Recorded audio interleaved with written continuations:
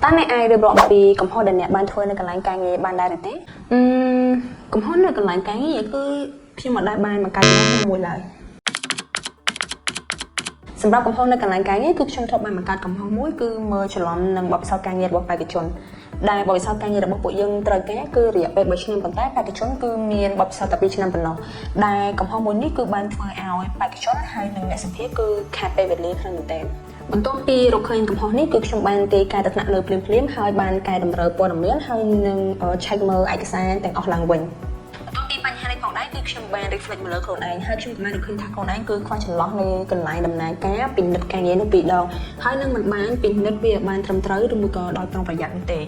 ចាប់តាំងពីពេលនោះមកគឺខ្ញុំបានបង្កើត review system ដែលត្រូវ review ព័ត៌មានលម្អិតហើយនឹងរំលឹកទៅ manager របស់ខ្ញុំឲ្យពិនិត្យព័ត៌មានម្ដងទៀតមុននឹង schedule ការសម្ភាសន៍បញ្ហាទាំងនោះគឺមិនដែលបានកាត់ឡើងម្ដងទៀតឡើយចំណុចទាំងនេះគឺវាបង្ហាញពី